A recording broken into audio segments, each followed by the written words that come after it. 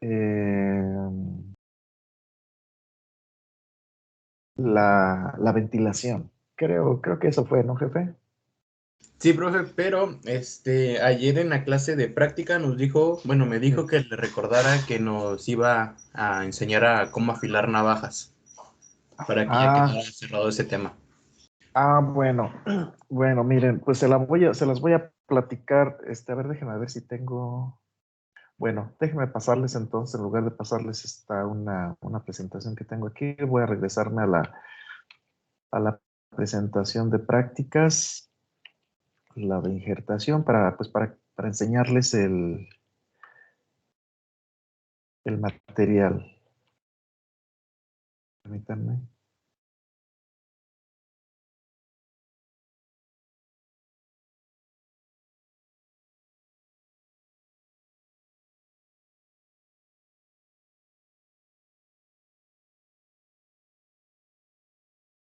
Uy, es que no es esto.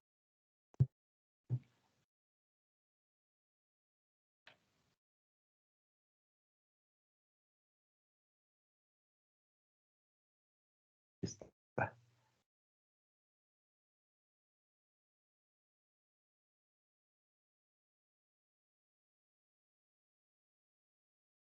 Les comparto esta transparencia que se las pasé ayer.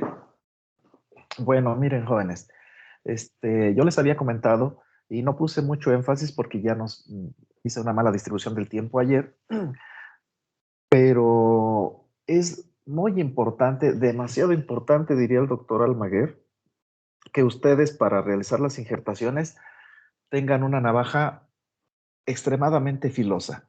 Realmente es lo que se podría decir una navaja peligrosa, pero recuerden ustedes que ni las pistolas ni las navajas son peligrosas. Los que son peligrosos son los tarudos que las andan usando. Bueno, pero entonces ustedes tienen que sacarle mucho, mucho filo a estas navajas. ¿Cómo le podemos hacer? Espérenme, espérenme, que les quiero mostrar algo. Es que esto lo di en otro curso. Déjenme ver si tengo transparencias. Nomás dejen recordar en qué curso lo di. Bueno, mejor vamos a continuar con esto para que no pase mucho el tiempo. Y bueno, ¿qué tipo de navaja pueden usar? Pues realmente casi cualquier navaja que encuentren ustedes, que se les acomode para realizar las injertaciones, que no sea muy grande, que no sea muy pesada, porque si van a realizar 2 o 3 injertaciones, pues puede ser hasta una navaja pesada, no hay problema, pero si van a realizar cientos de injertaciones, una navaja pesada les va a molestar, les va a pesar o tienen que comprarse una navaja que esté cómoda para la mano. Bueno, si van a realizar 2, 3 injertaciones, no hay problema. Hay injertadores, por ejemplo, hay viveristas que tienen navajas hechas con ceguetas. Se puede con las ceguetas, tienen el problema de que el acero del que están hechos es demasiado fuerte. Entonces, para sacarle filo, se dificulta mucho sacarle filo con piedra. Puede ser con un esmeril y después afinar el filo ya con una navaja, pero la afilada inicial que se les da, que se llama asentada, desbastada, capado de la navaja, se dificulta mucho cuando se utiliza una cegueta de las que se utilizan para cortar fierro, ¿eh? Porque es muy duro el acero. ¿Pero se puede usar? Bien. ¿Qué necesitan? Pues primeramente conseguirse la navaja. Yo acostumbro utilizar navaja de este tipo, como la que está aquí, esta como tipo suizo, ¿sí? En ocasiones he utilizado las originales, ahorita traigo una original, y a veces he utilizado algunas que son piratas, que no son verdaderas. Las que son piratas se les cae fácilmente la cacha, el, ¿cómo se llama? Los remaches se les cae también fácilmente, la hoja después anda bailando, son de mala calidad, pues son muy baratas. Si pueden comprarse una de estas tipo suizo, pues adelante. Esta otra que está acá, aunque se le llama navaja, realmente es un cuchillo. A veces las venden de este tipo que son especiales para injertación, y hay unas navajas que son especiales para injertación. eh, Son caras, no se las recomiendo, porque son caras y la verdad no tienen nada de especial para realizar las injertaciones. ¿Qué más? ¿Qué otra cosa tienen que conseguir? Se tienen que conseguir una piedra de preferencia de este tipo, de estas de doble cara afilar navajas y cuchillos. Existen otras, de hecho, se les llama por su nombre comercial, que se llama carborundum, que tienen la forma de un rombo, digamos en el sentido horizontal, y pues son planitas también como esta. No me gustan a mí mucho esas, las de carborundum. No sé si haya de varios tipos de grano, pero las que yo conozco son de grano grueso y no me gustan. Estas piedras como la que estoy mostrando en esta transparencia, ¿sí la está viendo, jefe? Jefe. Uy, creo que el jefe ya se fue. No, perdón, profe, dígame. Ah, que si le está viendo la piedra, que si se ve esta transparencia. Sí, sí, Ah, profe. bueno. Bueno, entonces yo le recomiendo mucho estas piedras, son muy baratas. Lo más común es de que sean piedras chinas. Casi todas las que he visto últimamente ya vienen de China. Antes se hacían aquí en México, pero ahora pues se importan de China. De la marca que sean, tienen dos tipos de, ¿cómo decirle? Dos caras. Una es un poquito más gruesa, o sea, tiene las granulaciones más grandes, es decir, los gránulos que la conforman y los espacios porosos que la llegan a conformar son más grandes que la otra. La otra es un poco más fina. Normalmente la que se utiliza principalmente es la más gruesa. La otra, la más fina, es nada más como para darle una pasadita y ya que quede. Por eso casi siempre es muy delgadita esa cara fina. Bien. Entonces, ¿qué tienen ustedes que hacer? Ay, a ver si me sé explicar. Bien. Híjole, no, si necesito. A ver, déjenme ver cómo puedo hacerle para mostrarles un dibujo. Ah, bueno, sí, mejor les voy a mostrar. Voy a compartirles bueno, pues aquí mismo permítanme, ahorita les comparto lo que estoy abriendo para hacerles un dibujo, pero permítanme, porque sí necesito hacerles un dibujito sencillito. Ah, no, aquí está. Uy, mi máquina está muy lenta. Bien. A ver si me salen los dibujos. Déjenme compartirles.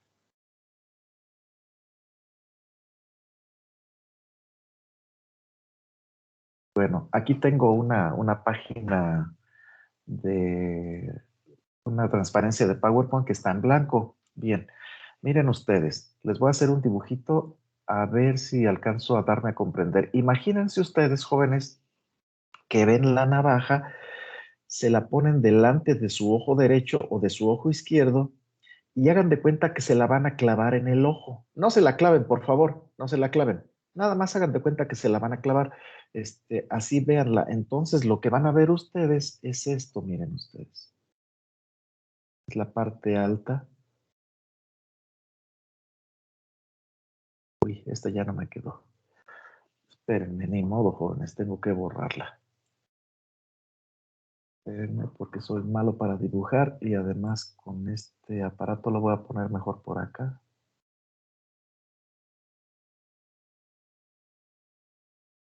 Sí, mejor hago dos dibujos. Voy a hacer otro.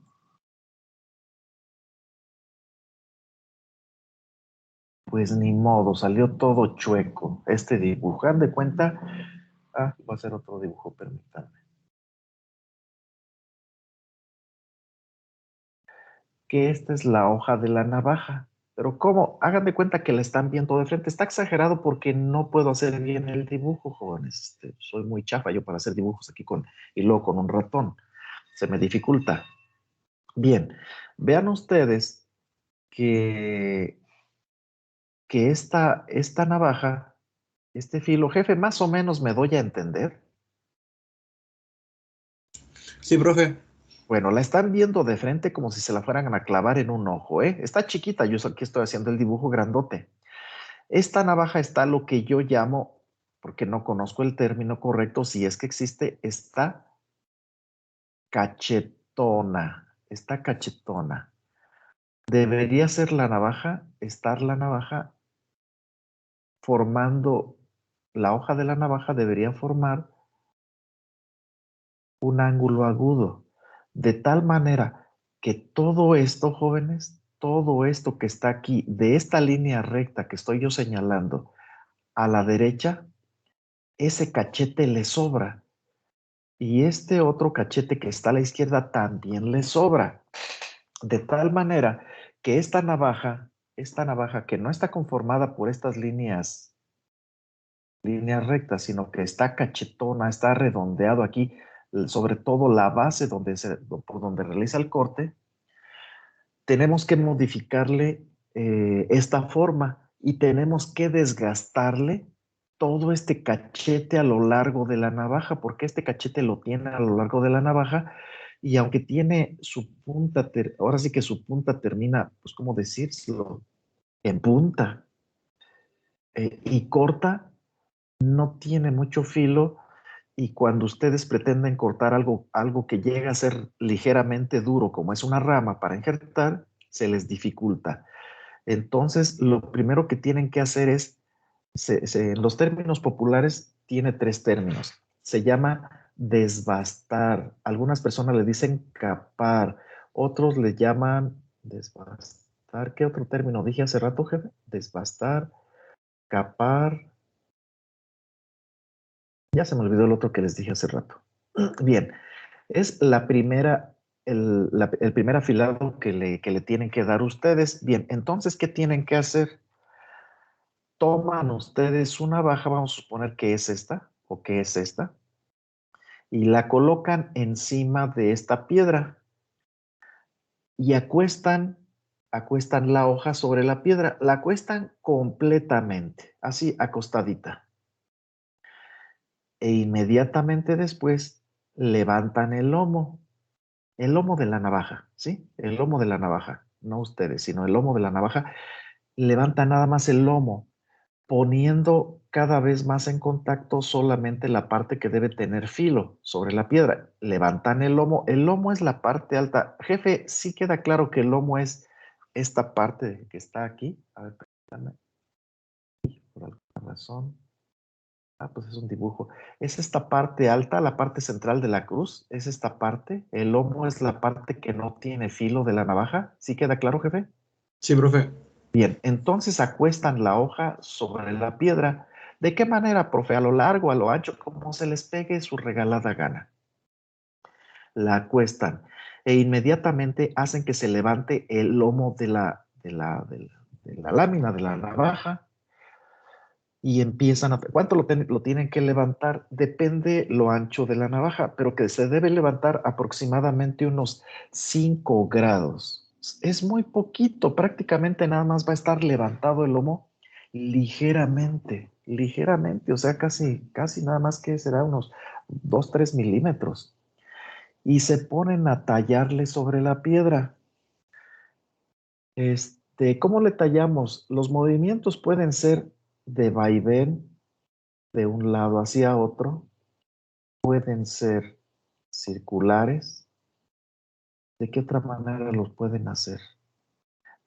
Para un lado nada más, para un lado nada más, o para el otro lado, como a ustedes se les pegue la gana. Lo importante aquí es que la navaja se frote y sobre todo la parte que debe tener filo, principalmente esa parte, se frote sobre la piedra para eliminar esos cachetes. Estos cachetes se tienen que eliminar. Y entonces la hoja de la navaja tiene que formar a todo su largo un ángulo agudo y tiene que ser bastante agudo y eliminar estos cachetes que dificultan fuertemente los cortes. Entonces van ustedes a asentar, no es cierto, asentar es otra cosa. Van ustedes a hacer lo que se llama desbastar.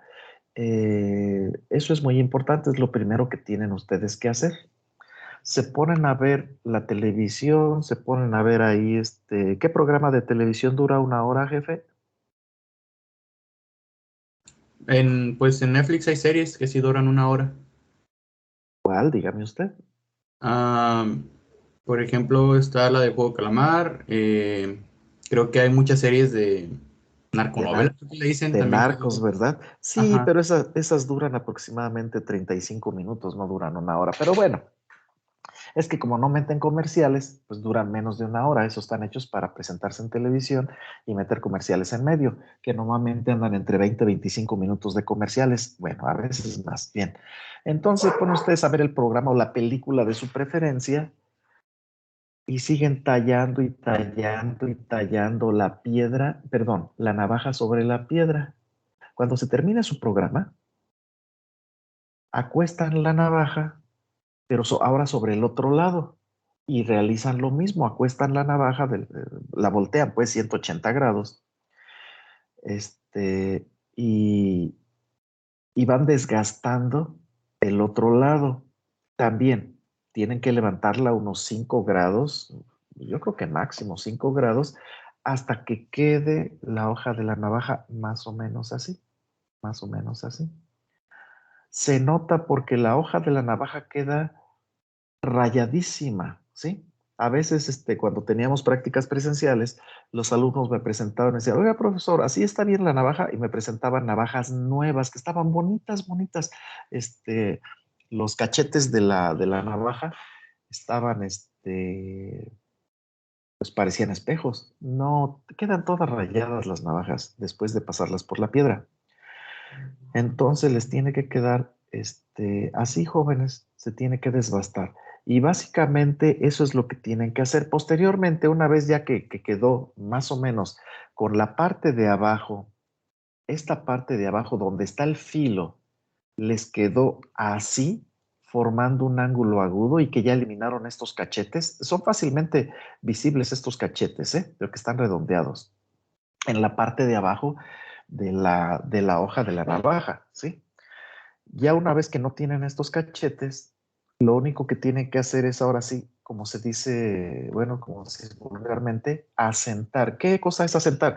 Ustedes al estar desbastando y que al final de cuentas también están afilando esta navaja, crearon muchas rebabas que están por ahí. Entonces, hagan lo mismo, pero en lugar de hacerlo aquí con la parte gruesa de la piedra, voltean la piedra y lo hacen con la parte fina. Con eso ya eliminan las rebabitas y muchas irregularidades que se formaron y que hacen que las superficies aquí en la parte baja de la navaja queden un poquito irregulares, pues que queden ahora sí lisitas. Eso es fácilmente, se puede ver, se puede sentir, más que ver, si pasan ustedes el dedo ahí por el filo, más con mucho cuidado porque ahora sí los va a cortar.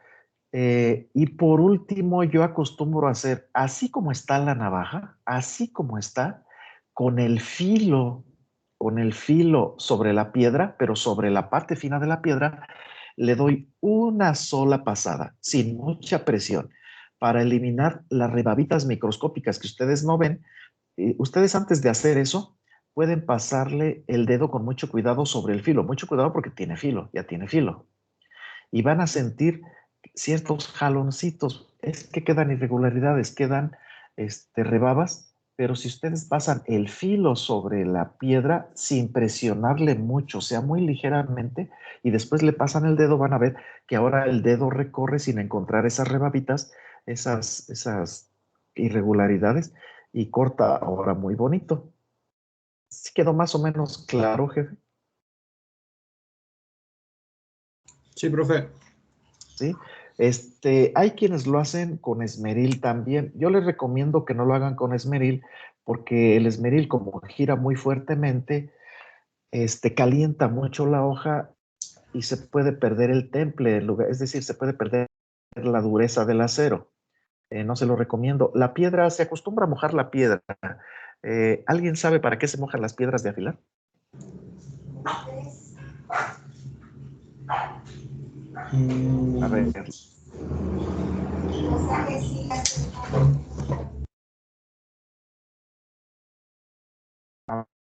¿alguien sabe para qué sirve mojar las piedras de afilar?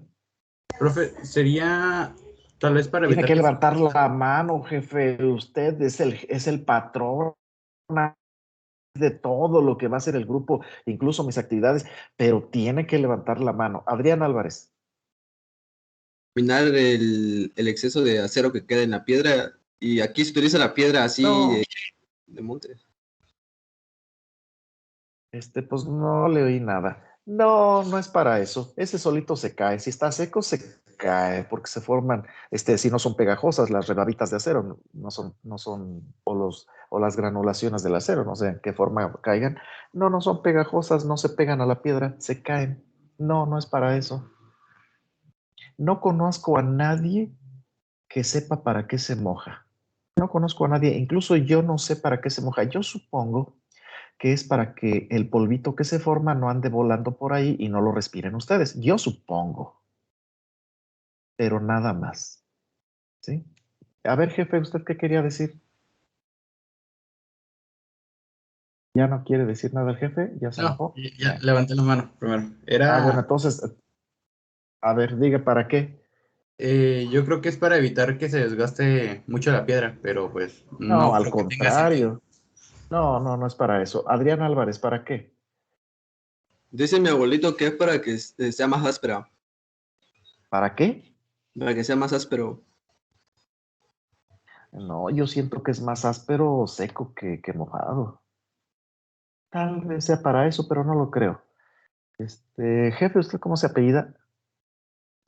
A la vez, profe, A la voz el primero, sí es cierto. el primero. Ujú. Sí. A ver, Víctor Manuel Arzola, ¿para qué?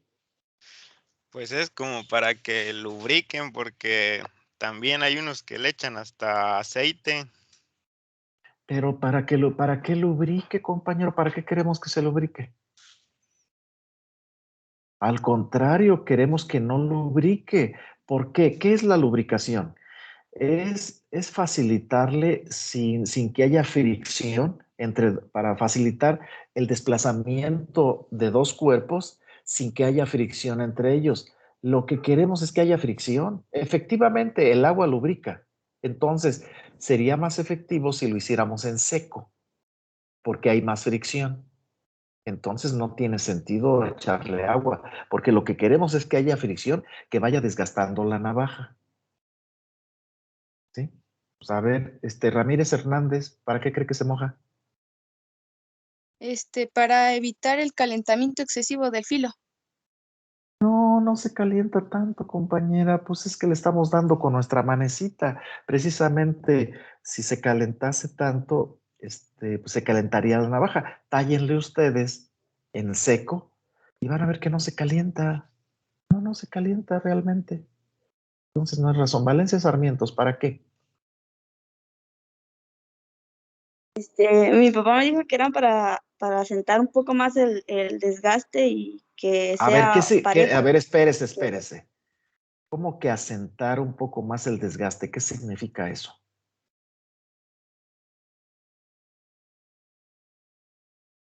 Bueno, para que cuando esté pasando la navaja o el machete, este, eh, tenga un mejor desplazamiento y no se trabe en la piedra y así no se le hagan dientes. No, no se traba en la piedra, ¿eh? La piedra no se traba. La verdad es que no se traba. Entonces no es razón. Yo creo que no es razón para eso. Pruébele usted y va a ver que no se traba. Se desliza sin ningún problema por muy desgastada que esté la piedra. ¿Sí? Bien. Marco Antonio Santiago. Que se deslice mejor y no quede mucha rebabilla, profe.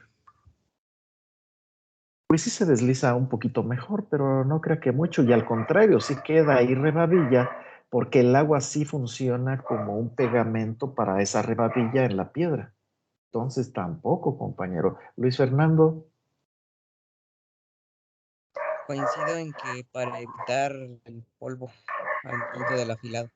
dice, es lo único que se me ocurre, es lo único que se me ocurre a mí, pero pues la verdad no sé, a lo mejor alguien sí puede saber, pero parece ser que entre nosotros, ya bajen su manecita, parece ser que entre nosotros nadie sabe para qué sirve y entre sus conocidos. Hay hipótesis como las que menciona la compañera Valencia, la otra compañera creo que es Ramírez, etcétera, pero la verdad no les encuentro justificación, pero bueno, ya vamos a dejar eso. ¿Alguna pregunta que tengan jóvenes en relación a esto? Marco Antonio Santiago, baje su mano o pregunte. Pues ni una cosa ni otra, ¿verdad? Bueno, ya, está bien. ¿Algo más, jefe? No, profe, será todo. ¿No?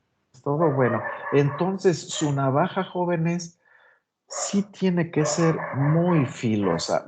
¿Por qué tiene que ser muy filosa? Les voy a explicar tantitito nada más por qué. Porque si no es filosa, cuando ustedes hacen el corte, van rompiendo células. Pero no solamente las células que van rompiendo sufren daño, también las células que están cercanas a las que van ustedes rompiendo sufren daños por presión. O sea, y es una presión sumamente fuerte, de tal manera que cuando se hace la injertación, la cara que ustedes cortaron, las dos caras que ustedes cortaron, una en el injerto y otra en el portainjerto, o dos en el injerto, dependiendo del tipo de injertación que ustedes hagan, se va a formar lo que se llama una capa necrótica. Esa capa necrótica es más gruesa y llega a ser un impedimento para que haya contacto entre los tejidos vivos del injerto y del portainjerto. Entonces, mientras menos filo tenga la navaja, esa capa necrótica va a ser mayor porque tuvieron ustedes que utilizar mayor fuerza y esa fuerza se traduce en presión sobre las células.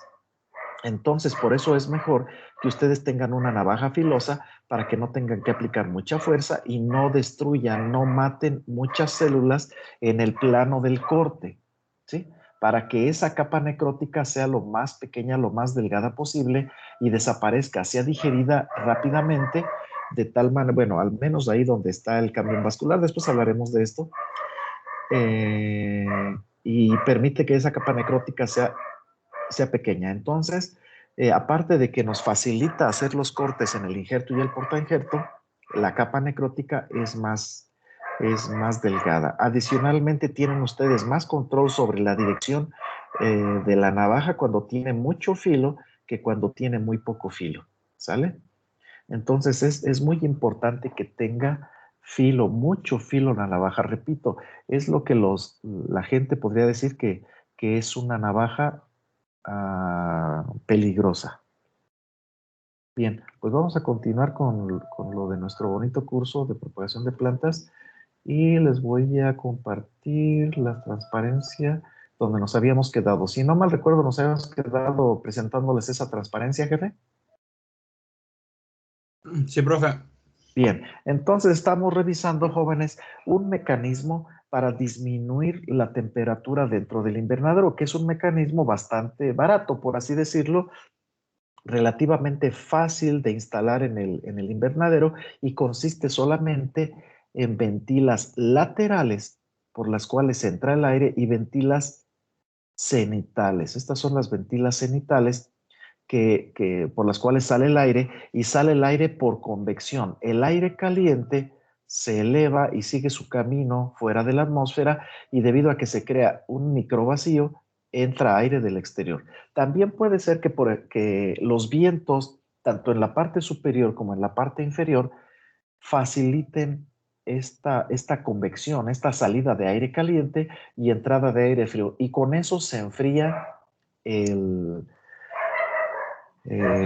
pues el interior del invernadero, la atmósfera interna del invernadero. Estas ventilas, tanto las cenitales como las laterales, no siempre se mantienen abiertas. En los tiempos en los que hace frío, sobre todo en los tiempos en los que hace frío, digamos en el invierno, se cierran a cierta hora porque en el día hace mucho calor y en la noche hace mucho frío, de tal manera que si sigue habiendo entrada de aire frío, el interior del invernadero va a tener la misma temperatura que el exterior del invernadero, porque ya el efecto invernadero ya no se está dando. Ese se dio mientras el sol estaba calentando, pero en la noche el sol ya no calienta, al menos a nuestro invernadero, ¿verdad? Entonces se pueden cerrar de muchas maneras. A ver, déjenme ver aquí si tengo ventilas aquí. Aquí, por ejemplo, podemos ver que se tienen unas ventilas. Ustedes no lo notan, pero estas ventilas laterales son automáticas y se activan por computadora. Lo mismo la ventila cenital, se levanta esta porción y se abre aquí una abertura. Profe, pero es que no se abre porque allá hay polietileno. No, no es polietileno, es malla antiáfidos para que no entren insectos. Pero la malla antiáfidos permite la salida del aire caliente y por las ventilas laterales que están aquí, que están abiertas, y tal vez lo noten. El jefe sí nota que están abiertas las ventilas aquí. Sí, profe. Bueno, gracias, porque se alcanza a ver, ¿verdad? Aquí mismo también podemos nosotros utilizar ventilación pasiva cuando no utilizamos ventiladores, o podemos utilizar ventilación activa cuando utilizamos ventiladores. Es común que se pongan los ventiladores arriba para que el chorro del aire no moleste a las plantas. En este caso pusieron los ventiladores pues relativamente abajo. Vean ustedes, aquí hay un ventilador y aquí están las ventilas que se abren precisamente cuando se acciona el ventilador. Bueno, no es común, o más bien en algunos casos sí es común, pero sería mejor que los ventiladores estuvieran arriba para que sacaran rápidamente el aire caliente y entrase el aire un poco más frío en la parte de abajo. De todos modos va a entrar y de todos modos va a haber una corriente, pero esa corriente, al ser amplia, no entra con una velocidad muy alta. ¿Qué más? En el caso de del cierre automático de las ventilas, tanto laterales como cenitales, se utilizan pues termostatos pues para el control de la apertura y del cierre de esas ventilas. Entonces, este es uno de los principales mecanismos que se tienen que utilizar. Aquí en México, jóvenes, nosotros tenemos en general en toda la República, no conozco ningún lugar que no sea el caso, tenemos una radiación solar electromagnética mucho, muy alta, de tal manera que el efecto invernadero es excesivo. Y si no tenemos ventilas, el interior de los invernaderos se va a calentar demasiado y le puede causar daño a nuestras plantas que estamos propagando, para el caso de nosotros los propagadores. ¿Preguntas que tengan? ¿No hay preguntas? Bien, esa es la ventilación. Aquí tenemos, bueno, esto ya lo vimos. Vamos a ver. También podemos bajar la temperatura. Si no es suficiente la ventilación, podemos utilizar otros dispositivos y tenemos para bajar la temperatura tenemos el cojín húmedo y el muro húmedo. Son cosas diferentes. Miren ustedes. Déjenme verles a ver si aquí tengo, miren. Los cojines húmedos tienen esta apariencia, son unidades discretas. ¿Qué significa discretas? Que no son continuas, en contraposición a continuo. Y que eso es el cojín húmedo, se le llama cojín húmedo. ¿Y qué cosa es el muro húmedo? Son unidades continuas. Esta es una unidad continua grandota, grandota, grandota, ¿sí?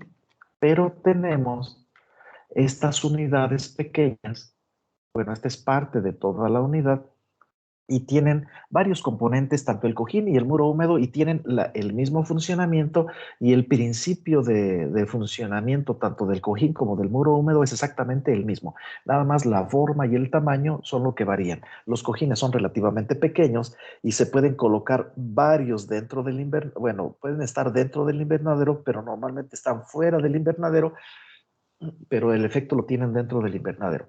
Y los muros húmedos son de manera continua a todo lo largo de una pared. ¿Cuáles son los componentes de estos cojines y muros húmedos? Tienen un ventilador. Ese ventilador normalmente está oculto, está en la parte interna, que puede tener la forma que ustedes quieran. Puede tener unas aspas que giran de manera horizontal o que tienen otras aspas en otra disposición. Pero bueno, tienen un panel de fibra, ¿sí? Este es el panel de fibra, jóvenes, que normalmente se compran, ya la industria de los invernaderos los produce, y normalmente son paneles, se les llama de celulosa. Bueno, no es otra cosa más que un papel especial. ¿Por qué es especial? Porque tiene un tratamiento que impide la formación de hongos y el crecimiento de algas en su cuerpo, porque van a estar húmedos. Ese panel de fibra se coloca aquí en un marco, ¿sí? En un marco, pero perdón, antes, panel de fibra puede ser celulosa, puede ser fibra de acero inoxidable, puede ser fibra de plástico. Tiene que ser un material fibroso que permita el paso del aire a través de él. Bueno, entonces se coloca este panel de fibra en un marco que la sostiene, ¿verdad? Y ese marco tiene una canaleta que que puede contener agua. Es una canaletita, ¿cómo se le puede llamar? Una canaleta, un medio tubo así cortado a la mitad. Una canaleta, tiene una canaleta ahí que está perforada en su parte inferior. De tal manera que el agua que le llega por medio de un tubito, por medio de lo que ustedes quieran, pero normalmente es un tubito que trae el agua y que es movida por una mini bomba, una microbomba, como la que se utiliza para el aire de los peces, pero en este caso tiran agua, perdón. Es como las fuentecitas, esas mini fuentecitas que se las vendan para que ustedes las pongan en su casa y que está corriendo el agua continuamente. Esas bombitas son las que se utilizan, pero en este caso para que le agreguen el agua a esta canaleta que está en la parte superior. Bien, la canaleta que está en la parte superior tiene agujeros y entonces el agua que le está cayendo a la canaleta baja y moja el material fibroso. Bien, entonces el ventilador hace que pase agua a través de este material fibroso y entonces el agua está en contacto con el aire que está pasando y el aire se carga de humedad. Se carga de humedad, se carga de agua, se humedece de tal manera que entra ahora sí que al interior del invernadero entra aire que no solamente está frío por efecto de que es aire que entra del exterior, que tiene una menor temperatura que el interior del aire, inferior a la temperatura del aire que está en el interior del invernadero, sino que también lleva agua y a veces puede ser agua en forma de vapor o agua en forma de minúsculas gotitas. De las dos maneras, esa agua se deposita en los cuerpos en el interior, se deposita en las hojas de las plantas, se deposita en las macetas, en el sustrato, en el piso, en las ventanas, etcétera, etcétera. Y entonces esa agua, por efecto del calor que hace dentro del invernadero, se evapora, jóvenes. Y al evaporarse, absorbe calor. Recuerden ustedes que el agua para evaporarse, para convertirse de agua líquida en agua gaseosa, en vapor, pues, absorbe calor y se pierde a través de las ventilas cenitales.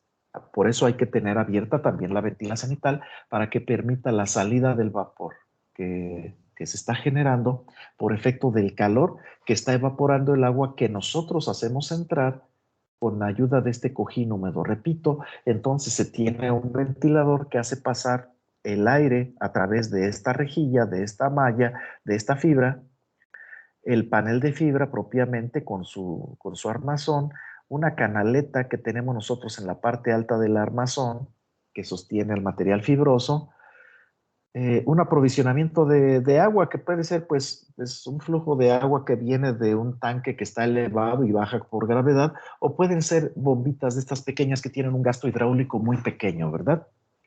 Y que llenan la canaleta y y ya. Un termostato para accionar o apagar este cojín húmedo, este muro húmedo, ¿sí? Pero además tenemos un efecto ¿cómo se llama? Colateral, un efecto colateral. Se incrementa la humedad relativa en el interior del invernadero. ¿Por qué? Por dos razones. Puede entrar agua en forma de vapor o si entra en forma de gotitas minúsculas, lo que llaman gotículas, ahora que está de moda esto de las gotículas, gotitas pequeñitas que ustedes tal vez ni siquiera alcancen a ver, se evaporan esas gotitas y entonces la humedad relativa, que no es otra cosa más que la humedad en forma de gas que hay en un ambiente aéreo, se incrementa fuertemente la humedad relativa. ¿Tienen preguntas, jóvenes? Entonces se pone, a ver, no hay preguntas. Entonces, a veces se pone, por ejemplo, este muro húmedo. Los muros húmedos normalmente se ponen en el interior del invernadero. Los cojines húmedos normalmente se ponen en el exterior del invernadero y descargan la corriente de aire hacia el interior mediante una ventila que está ahí especialmente para que descargue el aire del cojín húmedo. Y entonces entra el aire, pero ya entra humedecido. No, esto serían otras cosas. ¿Tienen alguna pregunta? No hay preguntas, está muy claro, ¿verdad? Se incrementa la humedad relativa, se evapora el agua que está dentro del invernadero, que se metió por efecto del cojín húmedo, y se enfría el invernadero. Y esa agua que está evaporada, que está en forma de vapor, se pierde por medio de las ventilas cenitales, porque es agua caliente. Bien. Tenemos otros dispositivos para bajar la temperatura dentro del invernadero y un dispositivo que puede ser tan sencillo como una simple manguera con agua, claro, es el riego. El riego en general, existen muchos tipos de riego. Aspersión, aquí no lo tenemos, el de aspersión, microaspersión o incluso nebulización. Vean ustedes cómo aquí tenemos la aspersión que suelta unas gotas que alcanzamos a ver a simple vista. La nebulización es básicamente lo mismo, pero las gotas que se agregan no las alcanzamos a ver individualmente a simple vista, sino que forman una especie de nube, pero son gotas de agua líquida, no es vapor, no sale vapor. Y la aspersión, pues es una aplicación muy tosca de chorros de agua en el interior. Normalmente no se utiliza aspersión dentro de los invernaderos, normalmente se utiliza microaspersión, nebulización y otros tipos de riego dirigidos al suelo, como pueden ser pues por manguera, no sé cómo se pueda llamar. Entonces, esta agua que nosotros agregamos a todos los objetos y las cosas que hay en el interior del invernadero, se evapora y absorbe calor y ese aire cargado de vapor se pierde por las ventilas cenitales. Pero también dentro del invernadero se eleva la humedad relativa. Repito, esa agua, ese riego que nosotros podemos usar, puede ser microaspersión, nebulización, puede ser chorros con una manguera, aquí que tiene un aplicador pues bastante elaborado, pero puede ser una manguera incluso sin este aplicador. Simplemente mojan ustedes el suelo, que a veces es suelo, a veces es tierra lo que ustedes tienen, y tienen ustedes el efecto de disminuir la temperatura por efecto de que están aplicando agua en el interior del invernadero que se evapora y refresca el invernadero.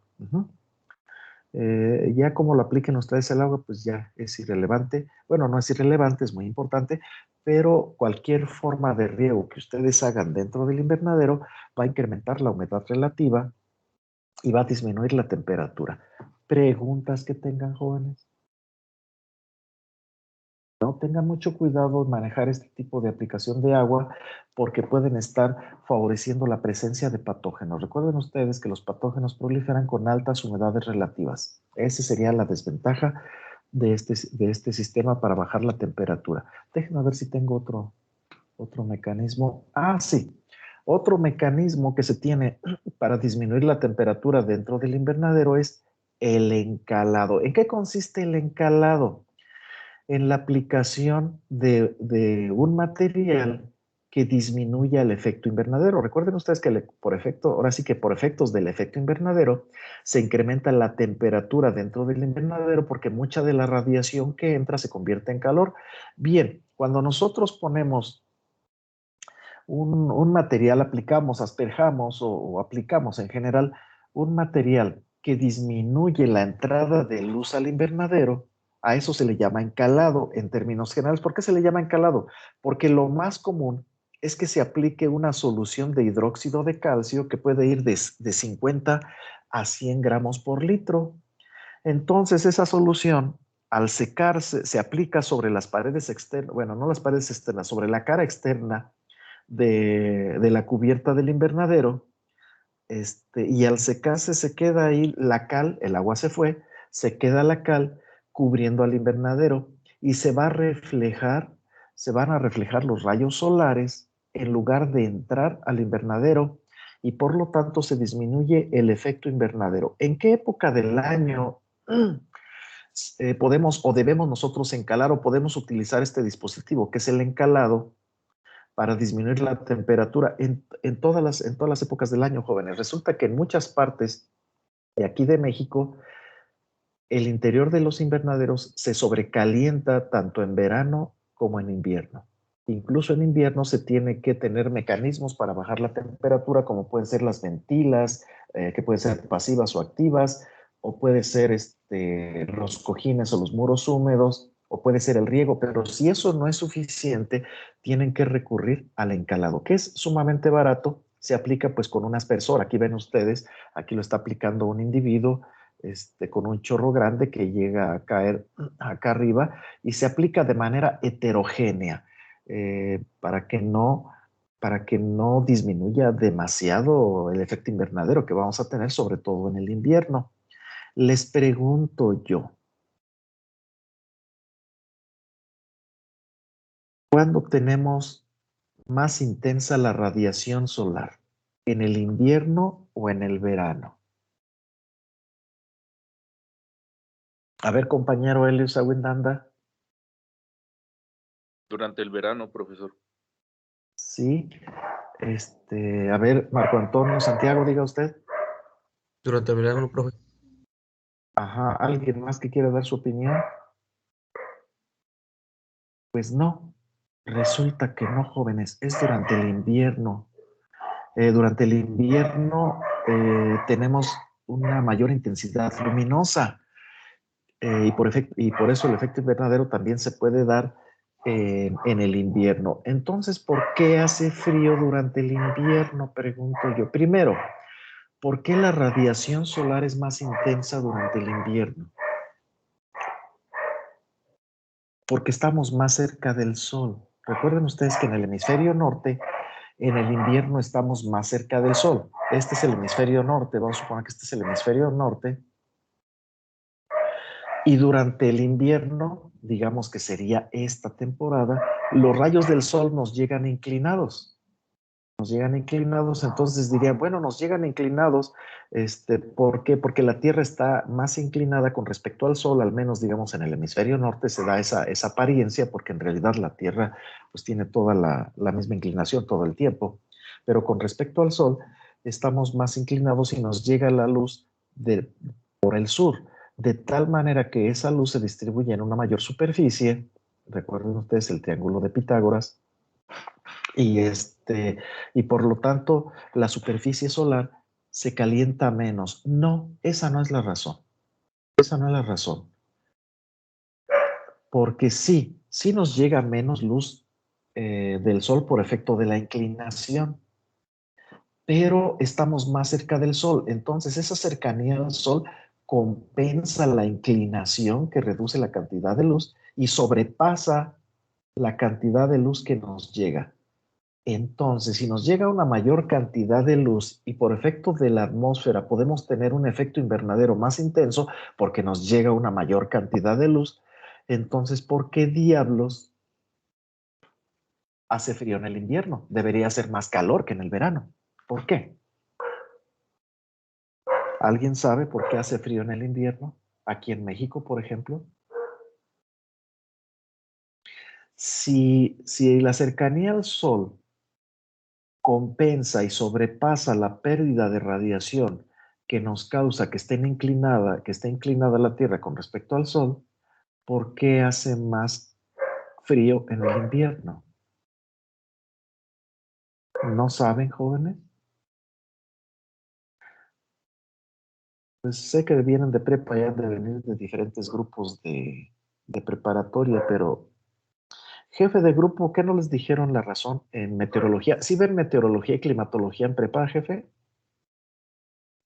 No sabría decirle, profe, porque yo vengo de prope, pero en prope te la Pues dan como optativa. iba a haber alguien que sea de prepa que quiera darme su bonita opinión.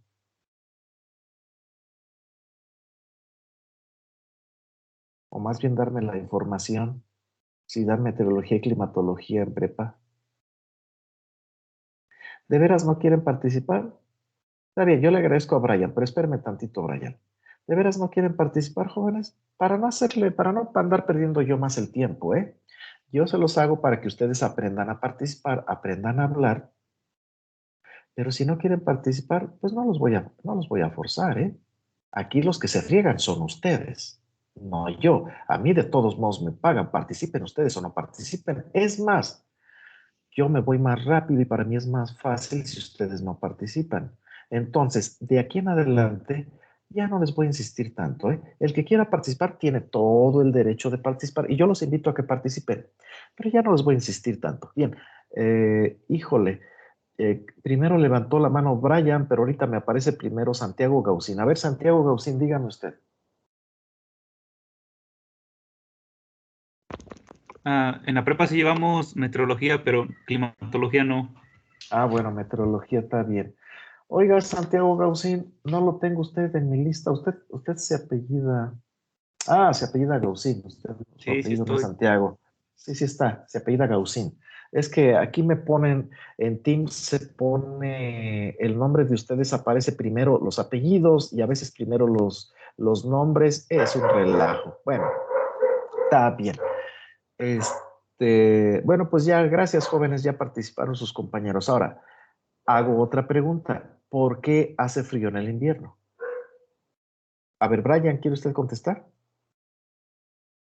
Sí, profe, A porque ver, la Tierra está más alejada del Sol.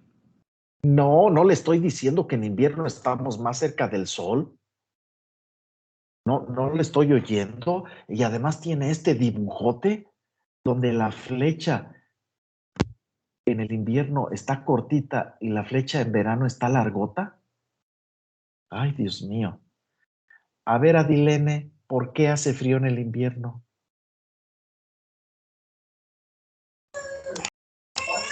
Es porque los rayos solares, como usted lo dijo, son más, en el hemisferio norte se reciben de manera más inclinada y por lo tanto tenemos menor número de horas luz. No, compañera, ya dije que la cercanía al sol compensa esa inclinación y sobrepasa esa inclinación. No, no es por eso. Daniel Ávila, ¿por qué hace frío en el invierno? ¿Por los vientos, profe? ¿Me está preguntando o me está diciendo? Perdón, le estoy diciendo, ¿por los vientos del norte? ¿Qué tienen que ver los vientos del norte, compañero? Arrastran frío y, bueno, No, también... compañero, tiene que aprender a hablar. Los vientos del norte vienen fríos porque vienen desde el polo norte y vienen frío. ¿No han oído que ya entró la primera masa de aire polar ahorita en estos días? Por eso se sintieron ustedes en sus casas una disminución de temperatura, porque ya entró la primera masa de aire polar. ¿Cómo le llaman? El frente frío, ¿verdad? El frente frío ya entró. El primer frente frío ya entró a México y disminuyó la temperatura. Por eso hace frío en el invierno. ¿Qué quiere Marina Sánchez?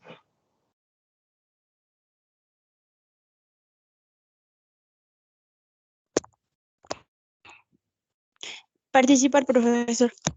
¿Y en qué quiere participar? No ha preguntado nada. A ver, diga, ¿en qué quiere participar? Bueno,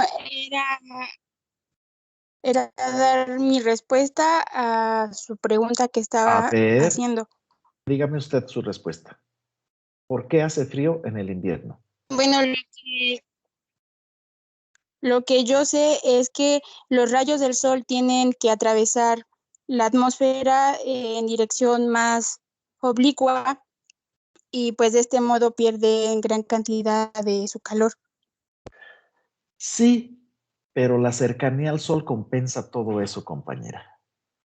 Definitivamente por dos razones. Uno, porque la luz se distribuye en una mayor superficie y otra porque tiene que atravesar.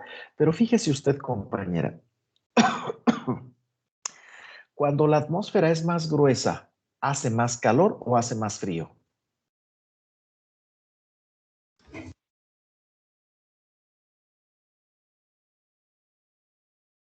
Compañera Marina.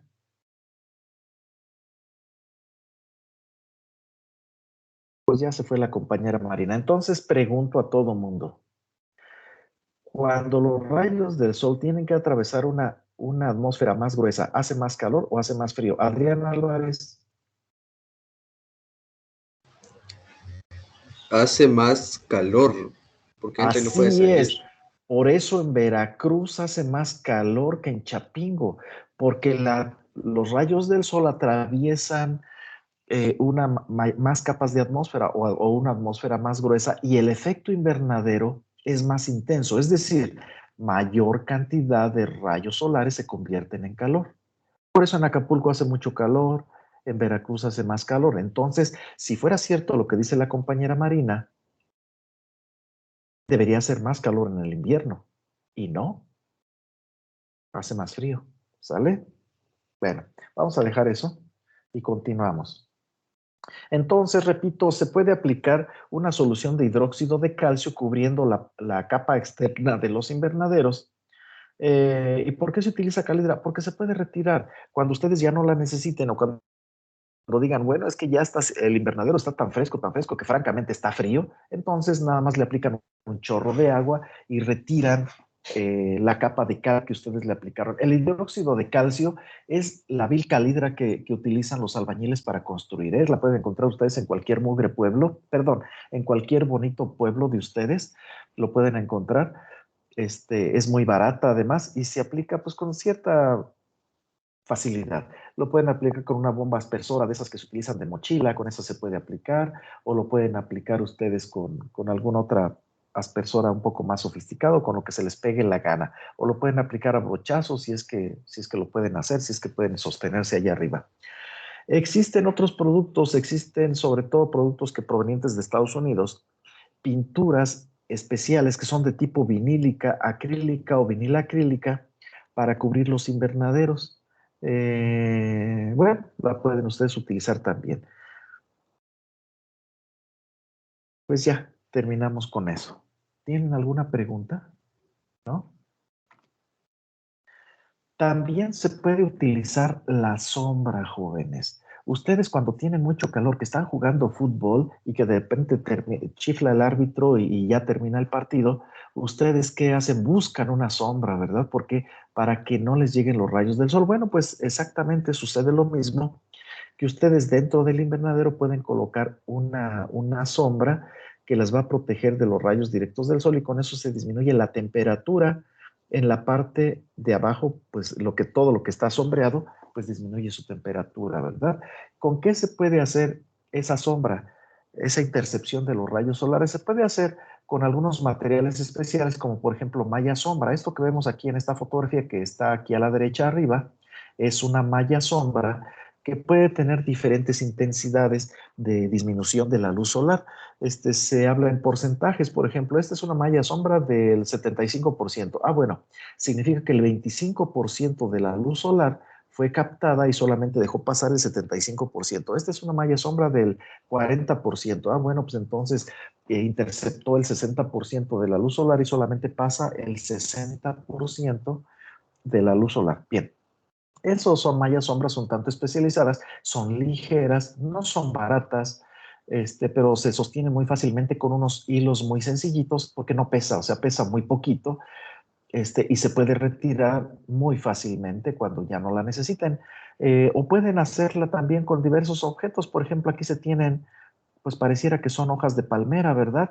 Pero se puede hacer con hojas grandes, por ejemplo, de plátano o con alguna planta, por ejemplo, algunas malezas que pueden ustedes tener ahí, ¿y con qué la sostenemos, profesor? La pueden sostener, por ejemplo, la malla sombra se sostiene con alambres muy delgaditos que corren y que le dan forma precisamente a la cubierta dada por la malla sombra. Es muy fácil. Otros objetos pueden ser, por ejemplo, pueden ustedes tener postes si son ustedes rústicos, no tienen dinero, porque el gobierno no los ayuda. Entonces pueden ustedes poner postes de lo que tengan por ahí, de palmeras de coco, de carrizos, de bambú, de lo que ustedes tengan, y ponen otros travesaños también de bambú, de carrizo, de lo que se les pegue la gana, o lo que tengan ustedes ahí disponible, y evitan que caigan hojitas de las plantas que están arriba poniéndole por ejemplo, una malla de gallinero, ¿sí? Con eso ya se detiene ese material, se sostiene el material, o se la pueden ingeniar como se les pegue la gana, ¿no? Pero existen muchos materiales. La cosa es lo importante es darle sombra en el interior del invernadero. Esta sombra que tenemos aquí a la izquierda abajo, pues no está dentro del invernadero, pero el principio es el mismo. Todo lo que está sombreado va a ver reducida su temperatura por efecto de la intercepción de los rayos solares que causa la sombra. Preguntas, Adrián Álvarez, diga usted. ¿Puede explicar otra vez lo del porcentaje de la malla sombra? Sí, miren, para medir la cantidad de sombra que se tiene dentro de un invernadero, se puede utilizar, de hecho se utilizan dos porcentajes, yo nada más mencioné uno hace rato. Se puede utilizar un porcentaje o se puede utilizar otro porcentaje. Se puede utilizar el porcentaje de sombra que ejerce la malla sombra sobre los objetos que están abajo, es decir, la cantidad de luz que intercepta la malla sombra. Por ejemplo, una malla sombra de 25% significa que deja pasar el 75%, ¿sí? A eso se le llama transmitancia luminosa, intercepción luminosa, porque intercepta el 25% y transmite el 75%. O pueden ustedes, a ver, ya me hice pelotas, pueden ustedes hablar sobre el porcentaje de luz que es interceptada o el porcentaje de luz que no es interceptada. Existe malla sombra, él dice, esta es una malla sombra del 40%. Ustedes tienen que preguntar, ¿es 40% de intercepción o de transmitancia luminosa? 40% de intercepción. Entonces deja pasar el 60%. Así es. O si le dicen, esta es una malla sombra del 60%, ustedes tienen que preguntar, ¿de intercepción o de transmitancia luminosa? De transmitancia, entonces deja pasar el 60% e intercepta el 40%. Tienen ustedes que preguntar de qué están hablando. Si de la intercepción o de la transmitancia luminosa. ¿Sale, compañero, el que preguntó? Sí, profe, gracias. Pues, ¿alguien más? ¿No? Bien. Entonces, ¿qué más tenemos dentro del invernadero? Tenemos dispositivos, tenemos ciertos mecanismos mediante los cuales nosotros podemos modificar también la humedad relativa. ¿Qué cosa es la humedad relativa, jóvenes?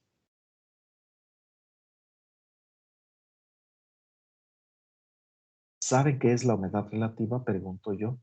Por 5 puntos, por 4, por 3, por 2, por 1, por 0 puntos. Por 0 puntos, Giovanni Miguel, ¿qué cosa es la humedad relativa? Pues usted lo dijo hace ratito y yo alcancé a No, apuntar. a mí no me eche la culpa. Yo no le pregunté quién lo dijo, qué documentación tiene, en qué documentos se está apoyando. Simplemente le pregunté qué es la humedad relativa. Si No, usted cree que sabe, dígame qué es la humedad relativa. Sería la humedad en forma de agua evaporada en el ambiente. Para usted, ¿qué es el ambiente? Pues es sinónimo de espacio, donde se encuentran factores abióticos y bióticos. O sea que si pasa un perro cerca de mí, se eleva la humedad relativa, porque anda cargando mucha agua el perro, ¿no? ¿O no? No, pero dije en forma de vapor, no líquido. En forma de vapor. Pues el perro también tiene mucho vapor. Sí sabe usted que los perros no tienen glándulas sudoríparas y que disipan el calor jadeando, y entonces tienen mucho vapor en su tracto digestivo y en sus pulmones, y ese vapor lo están incrementando, ¿no, compañero? Sí, sí, sí es. Para usted, otra vez dígame, ¿qué es el ambiente? Es que yo lo catalogo como un sinónimo de espacio que rodea factores bióticos y abióticos, así lo podría definir. Es lo que está alrededor de nosotros, es todo lo que está alrededor de nosotros. A ver, Giovanni, ¿qué es la humedad relativa para usted? Entonces sería la humedad en forma de agua. Perdón, usted es Giovanni, disculpe, es que no bajó la mano. Entonces, ¿ven ustedes por qué tienen que bajar la mano? Usted ya participó, ¿no, Giovanni? Ya. A ver, Víctor Manuel Arzola, ¿qué es la humedad relativa para usted? Es la cantidad de de agua en base a la presión, A ver, ¿cómo en base a la presión? No le entiendo. en base al... Es como como... A ver, ya terminó una definición que no le entendí. ¿Va a iniciar otra? No, ya no. Bueno. Omar Pérez Pacheco, ¿qué es la humedad relativa para usted? Es la cantidad de agua en forma de vapor presente en el aire, profe. No, esa es humedad absoluta. Adrián Ok, Álvarez, estoy ¿qué es mal. qué es la humedad relativa? Es la relación entre la presión atmosférica y la cantidad de vapor que hay. ¡Hombre! ¿Cómo no le haga el cuento? No, ni de chiste. Además estaba dando 0 puntos, yo no sé ni por qué estoy anotando aquí. Alguien que sí sepa qué es la humedad relativa, jóvenes. A ver, Gustavo Hernández, usted altaneramente, arrogantemente piensa que sí sabe qué es la humedad relativa. ¿Qué es la humedad relativa? Es el agua que está en forma de vapor en el aire expresada en porcentaje. ¿Porcentaje de qué? Recuerde usted que cuando hablamos de porcentaje, siempre decimos, tenemos el 5% de personas infectadas. Se entiende que es en relación a la población total de personas, ¿verdad? Sí. Entonces, aquí, ¿cuál sería el total? Porque ya estamos a lo cual supone que tenemos el 10%. Tenemos humedad relativa de 10%. Bueno, tenemos 10. ¿Y qué cosa sería el 100?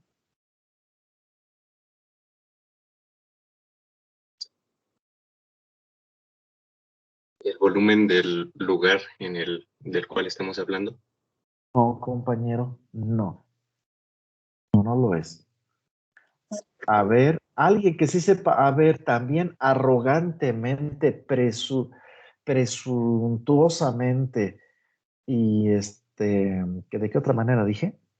Altaneramente, Helios Aguindanda nos va a decir, para que sepan ustedes, bola de ignorantes, qué cosa es la humedad relativa. Adelante, compañero Helios. No, realmente sí comparto la misma definición que mi compañero, solamente que pues sería el 100% sería tomado con respecto a la saturación de la atmósfera. A ver, La saturación de agua en la atmósfera, perdón. efectivamente, así es. Nada más dígame usted qué es la saturación de agua de la atmósfera.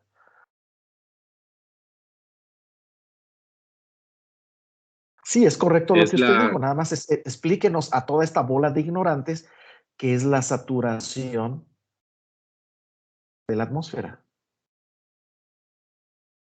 Es la cantidad máxima de moléculas de agua que puede mantener debido a la presión y a la temperatura.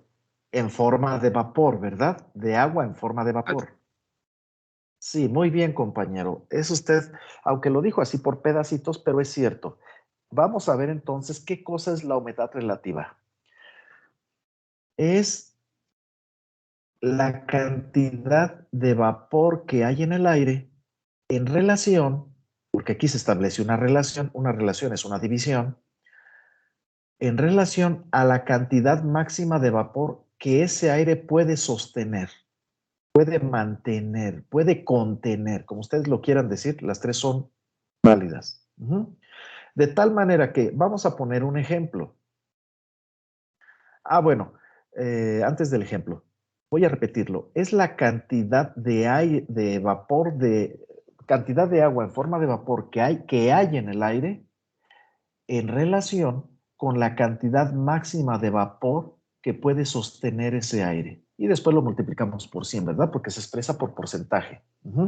Bien, esa cantidad máxima de vapor que puede haber en el aire, a la cual aquí llamo CMV, nada más cantidad máxima de vapor en el aire, depende de la temperatura y depende de la presión y depende de otros factores, principalmente de la temperatura y de la presión atmosférica que haya en ese lugar. Y cuando hablamos de humedad relativa, estamos hablando de aire. Bien dije yo que es la cantidad de vapor que hay en el aire. Entonces, no en el ambiente, ¿eh? Porque le pregunto yo al compañero que me mencionó la palabra ambiente, que ya se me olvidó quién es, a ver si me quiere contestar. Si el suelo también es parte de nuestro ambiente o no. Sí, profe, es un factor. Ah, sí, no, es un factor mangos, es un elemento ambiental. Es un elemento, bueno, no es un elemento climático, ese sí es un factor climático, pero es un elemento que forma parte del ambiente. Entonces, mucho ojo, jóvenes, porque es muy común lo que hizo el compañero. Él no es el único que cuando quieren hablar del suelo, hablan del suelo.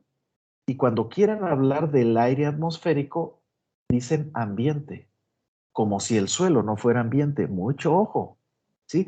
Cuando ustedes quieran hablar del aire, pues hablen del aire. Otro error que cometen ustedes es que cuando quieren referirse a una sequía, se refieren ustedes a la sequía como estrés hídrico. Primeramente, están en un error, porque el estrés hídrico, primero, es la condición de tensión a la que está sometido un ser vivo, necesariamente un ser vivo, aunque sea aplicado también estrés, por ejemplo, a los cables de acero, etcétera, etcétera, ¿sí? Pero se dice que normalmente se aplica a los seres vivos. Es la condición de tensión que puede ser fisiológica, anatómica, morfológica, psicológica o de cualquier otro tipo al que está sometido un ser vivo por efecto de una condición ambiental. Entonces, no es la condición ambiental el estrés, ¿eh? Sin embargo, ustedes se refieren a una condición de sequía como un estrés hídrico. Y yo les pregunto, entonces había inundación. No, profe. Bueno, entonces cayó granizo. No, profe, ya sé que no. Yo sé que ustedes piensan que estrés hídrico es sinónimo de sequía. Y no es así, jóvenes? Cuando ustedes quieran referirse a la sequía, llámenle sequía. Cuando quieran referirse al aire, llámenle aire. Cuando quieran referirse a una prostituta, díganle prostituta, o díganle puta, o díganle suripanta. No le tengan miedo a las palabras. Pero no vayan a decir, esa mujer de mala nota. ¿Cómo que mujer de mala nota? Yo la veo bastante bien y todas las notas que tiene están bastante buenas.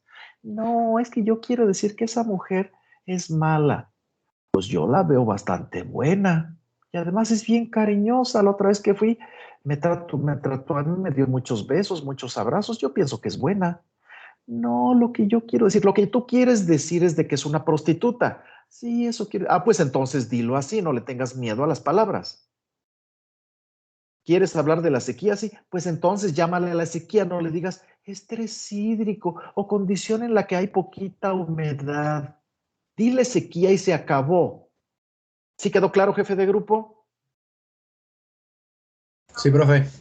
Sí, profe. ¿Dónde andaba usted, jefe? Fui por café. Bueno, ándele pues. ¿De dónde me está hablando usted, jefe de grupo? De Baja California Sur. ¿Y a poco hace frío en Baja California Sur?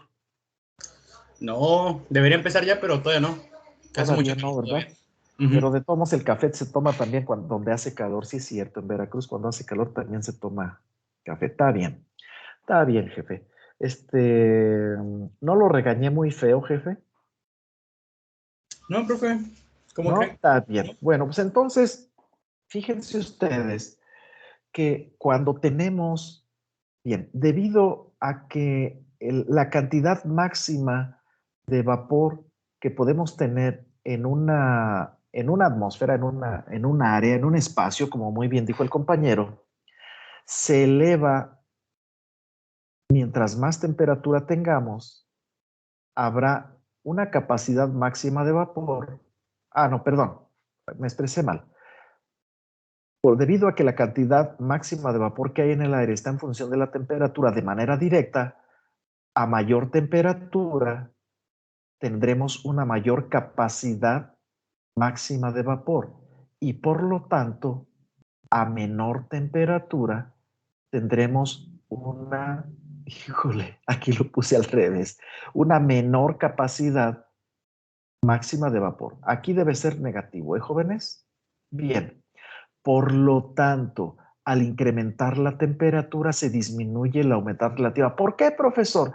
Porque la cantidad máxima de vapor es denominador. Y cuando el denominador se incrementa, el cociente, es decir, el resultado, se disminuye. ¿Sí queda claro, jefe de grupo? Deje de estar comiéndose ese pan también y contésteme. No, sí, profe, está bien. ¿Sí? Sí. Bien.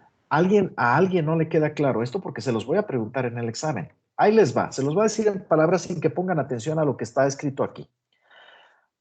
Mientras más calor hace, el aire tiene mayor capacidad para sostener aire en forma de vapor. Bien, a eso le vamos a llamar capacidad máxima de vapor. Nosotros, acá entre nosotros, le vamos a llamar o cantidad máxima de vapor. Pero entonces, esa cantidad máxima de vapor, ahora sí regresando a estas cantidades, es el denominador en esta relación. ¿Cuál es el numerador? El vapor que hay actualmente en el aire. Vamos a suponer que nosotros tenemos, vamos a poner aquí en este ejemplo, ¿verdad? Tenemos un invernadero a 20 grados centígrados y vamos a suponer que tiene una capacidad máxima de vapor de 2 gramos de agua por metro cúbico. Eso me lo estoy inventando, ¿eh? Bien. Y a 30 grados centígrados tenemos una capacidad máxima de vapor de 3 gramos por metro cúbico. Ya se incrementó 1 gramo, ¿verdad? Porque a mayor temperatura, mayor es la capacidad máxima de vapor. Bien. ¿Qué cosa es BA? Ah, sí. Suponiendo, jóvenes, que tenemos en este invernadero 1 gramo por metro cúbico de agua. Tenemos 1 gramo por metro cúbico de agua. ¿Cuál será su humedad relativa? Ah, bueno, la humedad relativa, si nosotros estamos a 20 grados centígrados, es 1 gramo por metro cúbico, que es la cantidad actual de agua que hay. Este es el vapor actual, la cantidad de agua en forma de vapor que hay, sobre la cantidad máxima que puede sostener esa atmósfera. A 20 grados centígrados es de 2 gramos por metro cúbico. Entonces, 1 gramo por metro cúbico entre 2 gramos por metro cúbico es 0.5. Por 100 es 50%. Pero vamos a suponer que variamos la temperatura y en lugar de tener 20 grados centígrados tenemos 30 grados centígrados. A 30 grados centígrados la capacidad máxima de vapor o cantidad máxima de vapor es 3 gramos por metro cúbico, pero actualmente tenemos 1 gramo por metro cúbico. Nada más subimos la temperatura, pero no subimos la cantidad de agua que hay en la atmósfera. ¿Cuál es la capacidad máxima que tiene esa atmósfera? 3 gramos por metro cúbico. 1 entre 3 es 0.33. Por 100 es 33%. Entonces, cuando se incrementa la temperatura, normalmente se disminuye la humedad relativa sin que se modifique la cantidad de agua que hay en ese aire, ¿eh? Pregunto yo, ¿quedó claro? Porque en el examen les voy a preguntar, les voy a hacer una pregunta en referencia a eso. ¿Qué pregunta les voy a hacer? Les voy a poner un problema. A ver, Adrián Álvarez, dígame usted, ¿qué me quiere decir? ¿Cómo es la relación? ¿A mayor temperatura disminuye o aumenta la capacidad? ¿Disminuye no? A ver. Hágame bien su pregunta y yo se la contesto bien. ¿Cuál era la relación a mayor temperatura? ¿Qué, profe? Pues no sé de qué me esté hablando. A mayor temperatura nos da más sed, a mayor temperatura el clima es más cálido. Mayor o menor relativa, profe. A mayor temperatura, se disminuye la humedad relativa. Vean ustedes, si tenemos la misma cantidad de humedad en el invernadero, dentro del invernadero, 1 gramo por metro cúbico, y estamos a 20 grados centígrados, la humedad relativa va a ser de 50%. Pero si cambiamos la temperatura del invernadero, la humedad relativa con la misma cantidad de agua va a ser del 33%. ¿Por qué? Porque a 30 grados centígrados se tiene una mayor capacidad para sostener, para mantener agua en forma de vapor. A 20 grados centígrados, la atmósfera solamente tolera 2 gramos por metro cúbico, mientras que a 30 grados centígrados tolera 3 gramos por metro cúbico. ¿Sí quedó claro, compañero? Sí, profe, gracias. Bueno, ¿ya les puedo preguntar lo que se me pegue la gana, jóvenes? Bien. Ya falta muy poquito y creo que ya tenemos que irnos. Jefe de grupo, ¿le parece bien que ya terminemos la clase de hoy? Sí, profe, me parece bien. Apague la grabación, por favor, jefe, y nos vemos el próximo jueves. Hasta luego.